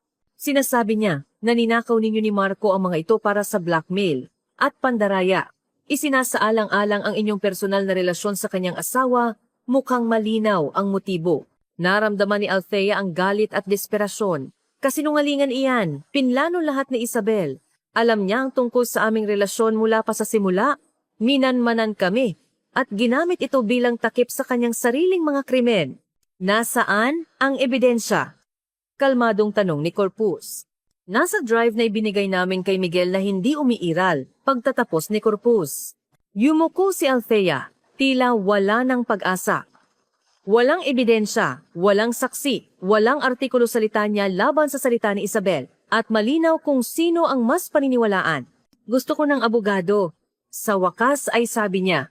Tumango si Corpus, karapatan mo iyan, bibigyan ka namin ng public attorney kung wala kang sarili. Tumayo siya, tapos na ang interogasyon, dadalhin ka sa detention cell. Bukas ang hearing para sa iyong kaso. Naiwan si Althea ang nakaupo hindi makapaniwala. Paano sila nagkamali? Paano sila nagtiwala sa isang estranghero? Dinala siya ng isang pulis sa isang selda, isang maliit na espasyo na may bakal na kama at palikuran. Sumara ang pinto at naiwan si Althea na mag-isa. Umupo siya, hinawakan ang kanyang ulo. Lahat ay gumuho. Paano kami naging ganito ka-naive? Naisip ni Althea. Sino si Miguel? Tao ni Isabel o isang manloloko? Ano man ang sagot, nasa isang bitag sila. Hindi alam ni Althea kung gaano siya katagal sa selda. Ang tunog ng bumubukas na pinto ang gumising sa kanya. Santos, may abogado ka, sabi ng pulis. Nagulat si Althea. Dinala siya sa isang kwarto kung saan may nakaupong isang babae na nakasuit. Magandang araw, Miss Santos, sabi ng babae. Ako si Attorney Cruz. Ako ang iyong abogado. Pero hindi ako. Alam ko, putol ni Attorney Cruz. Kinuha ako ni Miguel Reyes. Natigilan si Althea. Si Miguel? Pero sabi ng NBI, dahil hindi Miguel Reyes ang tunay niyang pangalan, mahinang sabi ng abogada. Ang tunay niyang pangalan ay Miguel Ordonez, isa siyang undercover agent ng NBI. At sa nakalipas na 2 taon, iniimbestigahan niya si Isabel de Leon at ang kanyang mga protektor. Tinitigan ni Althea ang abogada, hindi makapaniwala. Isang NBI agent si Miguel, sa buong panahon, nagsasagawa siya ng sariling imbestigasyon. Hindi ko maintindihan, sabi niya. Kung taga-NBI siya, bakit kami inaresto? Bakit hindi niya kami tinulungan? Inilatag ni Attorney Cruz ang mga dokumento. Hindi ganoon kadali, Miss Santos. Ang kaso ni Isabel de Leon ay bahagi ng isang malawakang investigasyon laban sa isang grupo ng matataas na opisyal at negosyante. Ang operasyon ay inihanda ng higit sa 1 taon at kayo ni Marco ay biglang napunta sa gitna nito. So, sinira namin ang lahat? Mapait na tanong ni Althea. Hindi umiling ang abogada, sa halip pinabilis ninyo ang mga pangyayari. Plano ni Miguel na hulihin si Isabel sa akto, ngunit nang mahanap ninyo ang mga dokumento, naramdaman niya ang panganib at pinabilis ang kanyang mga plano. Kinailangan naming kumilos ng mas mabilis. Pero bakit hindi niya sinabi sa amin ang totoo? Una, hindi niya maaaring ibunyag ang kanyang pagkakakilanlan. Pangalawa, hindi siya sigurado sa inyo. Pagkatapos niyang pag-aralan ang mga dokumentong ibinigay ninyo, naintindihan niyang mga biktima kayo, hindi kasabwat. Marami nang nagiging malinaw. Pero bakit kami inaresto? Ang pag-aresto ay kailangan para sa inyong kaligtasan, sagot ni Attorney Cruz. Nang malaman ni Isabel ang tungkol sa nawawalang mga dokumento, kumuha siya ng mga tao para hanapin kayo. Dito, sa ilalim ng kustodiya, ligtas kayo. At si Marco ay kasalukuyang nagbibigay ng testimonya sa NBI. Maayos lang siya. At ang drive na may ebidensya, nasa kay Miguel. Pinag-aaralan na ng mga eksperto at naging batayan na ng kaso laban kay Isabel at sa kanyang mga protektor. Naramdaman ni Althea ang pagluwag ng tensyon. Hindi lahat ay nawala. Ano ang mangyayari ngayon? Tanong niya. Ngumiti si Attorney Cruz. Magiging maayos ang lahat para sa inyo. Aalisin ang mga akusasyon. At si Isabel. Huminto siya. Naaresto na si Isabel. Ano? Umabante si Althea. Pero sabi ng ahente, umalis siya ng bansa. Bahagi iyon ng operasyon, paliwanag ng abogada. Sinubukan ngang tumakas ni Isabel, ngunit naaresto siya sa airport sa Dubai sa kahilingan ng ating mga ahensya. Pinoproseso na ang kanyang extradition. At ang kanyang mga protektor ay nasa ilalim na ng investigasyon dito sa Pilipinas. Sumandal si Althea, pinoproseso ang impormasyon. Kailan kami lalabas? Tanong niya. Bukas, pagkatapos ng formal na pag-alis ng mga akusasyon. Ngunit kailangan ninyong manatili sa syudad para sa investigasyon. May isa pa akong tanong, sabi ni Althea. Yung matandang babae sa airport na nagbabala sa akin. Sino siya? Bahagi rin ba ng operasyon? Kumunot ang noo ni Attorney Cruz. Matandang babae? Hindi ko alam ang tungkol dyan. Hindi iyon bahagi ng operasyon. Sa pagkakaalam ko, tumango si Althea. Isang pagkakataon nga lang pala iyon. Salamat po, sabi niya sa abogada. Walang anuman, sagot ni Attorney Cruz, tumatayo. Trabaho ko ito. At sa pagitan nating dalawa, ibinaba niya ang kanyang boses, napakagiting ng ginawa ninyo. Umalis siya, iniwan si Althea na may bagong mga iniisip at pakiramdam ng ginhawa. Kinabukasan, pinalabas sila. Naghihintay sa kanila si Miguel Ordonez, iba na ang itsura, nakasut at may kumpiyansa ng isang profesional. Althea, Marco, sabi niya. Humihingi ako ng paumanhin sa mga abala. Kailangan iyon para sa inyong kaligtasan. Abala? Hindi napigilan ni Althea ang inis. Tinatawag mong abala ang pag-aresto at isang gabi sa selda? Alam kong mahirap iyon, sabi ni Miguel. Ngunit maniwala ka, iyon ang tanging paraan. Kung nalaman ni Isabel na nakikipagtulungan kayo sa amin, mas malala pa ang maaaring mangyari. Naiintindihan ni Althea na tama siya. Ano ngayon? Tanong ni Marco. Kailangan ninyong manatili sa syudad, sabi ni Miguel. Maaari na kayong bumalik sa normal na buhay, ngunit hindi na magiging pareho ang Nexus Global. Kinuha niya ang isang business card, ang tunay kong numero. Tumawag kayo kung may problema. Kinuha ito ni Althea. At isa pa, dagdag ni Miguel. Ang mga materyales na ibinigay ninyo ay napakahalaga. Dahil doon, nabuwag namin ang isang buong network ng mga kumpanyang naglalaban ng bilyon-bilyong piso. Nakagawa kayo ng malaking serbisyo sa bansa. Nagkatinginan sina Marco at Althea. Gusto lang namin ng katotohanan, mahinang sabi ni Althea. At dahil sa inyo, nanaig ang katotohanan, sabi ni Miguel bago umalis. Ano ngayon? Tanong ni Marco, nakatingin kay Althea. Hindi ko alam, sagot niya. Kailangan ko ng oras. May mungkahi ako, sabi ni Marco. Magsimula tayo sa maliit. Kumain muna tayo. Gutom na ako. Napangiti si Althea. Iyon mismo ang kailangan niya. Magandang ideya. Sa isang kapihan habang kumakain, umamin si Marco. Yung matandang babae sa airport. Sabi niya, ako ang nag-hire sa kanya. Isang aktres. Alam kong may masamang balak si Isabel, pero hindi kita direktang mababalaan. Minamanmanan niya ang bawat kilos ko, kaya naisip ko ang paraang iyon. Tiningnan siya ni Althea, hindi makapaniwala. Pinlano mo iyon? Tumango si Marco. Natakot ako para sa iyo, Althea. Natakot akong gamitin ka ni Isabel at ipahamak. Ginawa na niya iyon dati. Sa ibang babae? Mahinang tanong ni Althea. Totoo ba yung sinabi niya tungkol sa mga dati mong affair? Yumuko si Marco. Medyo? May isang babae. 2 taon na ang nakalipas. Sekretarya ni Isabel. Lumapit siya sa akin at sinabing may nakita siyang mga kakaibang dokumento. Pagkalipas ng 1 linggo, sinisante siya. Pagkalipas ng 1 buwan, naaksidente siya. Mula noon, nagsimula na akong maghinala. Nanahimik si Althea. Nagpapaliwanag ito ng marami. At ang relasyon natin? Tanong niya. Bahagi rin ba ng plano? Umiling si Marco. Hindi. Tunay akong nahulog sa iyo, Althea. Oo, lumapit ako sa iyo para alamin kung may alam ka. Ngunit ang nangyari pagkatapos ay totoo, sumpa ko sa iyo. Tiningnan ni Althea ang kanyang mga mata, sinusubukang hanapin ang katotohanan. Mukha siyang tapat, ngunit hindi ba't ganoon din siya katapat dati? Hindi ko alam kung anong sasabihin pag-amin niya. Masyadong maraming kasinungalingan. Naiintindihan ko, tango ni Marco. Bigyan mo lang tayo ng pagkakataon. Magsimula muli. Walang kasinungalingan at mga lihim. Nag-isip si Althea. Posible ba iyon? Kailangan ko ng oras. Sa wakas ay sabi niya. Maghihintay ako, sagot ni Marco. Inalok niya si Althea na manatili sa isang maliit na apartment na hindi alam ni Isabel habang siya ay maghahanap ng ibang matutuluyan. Pumayag si Althea, pansamantala. Umalis si Marco at naiwan si Althea na mag-isa sa isang dayuhang apartment. Sa unang pagkakataon sa loob ng maraming araw, naramdaman niya ang kaligtasan at kapayapaan. Habang nakakatulog, iniisip niya ang hinaharap kung posible bang ibalik ang tiwala at magsimula ng bagong buhay. Kasama si Marco o wala siya. Epilogo, 3 buwan ang lumipas. Dahan-dahang bumabalik sa normal ang buhay. Ang Nexus Global ay inayos muli. Inilipat si Isabel mula Dubai at naghihintay ng paglilitis. Si Althea ay hindi na bumalik. Sa halip, kumuha siya ng trabaho sa isang malaking auditing firm. Ang kanyang karanasan ay naging mahalaga. Regular silang nagkikita ni Marco, ngunit hindi na nila ipinagpatuloy ang kanilang relasyon. Masyadong maraming sakit. Pagkatapos ng diborsyo, nagsimula si Marco ng sarili niyang consulting firm, nagbibigay ng payo sa economic security, isang kabalintunaan. Isang araw ng Setyembre, nagkita sila para pag-usapan ang nalalapit na paglilitis. May alok ako, sabi ni Marco.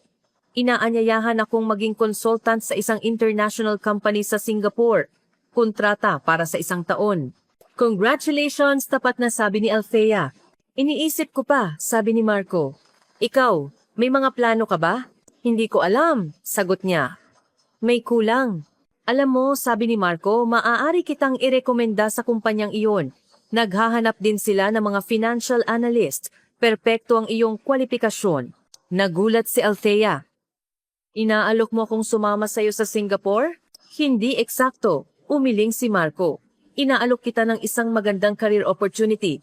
Kung magkasama tayong pupunta o hiwalay, ibang usapan na iyon. Tiningnan siya ni Althea. Isang bahagi niya ay mahal pa rin siya. Ang isa naman ay takot ng magtiwala muli. Pag-iisipan ko. Sabi niya.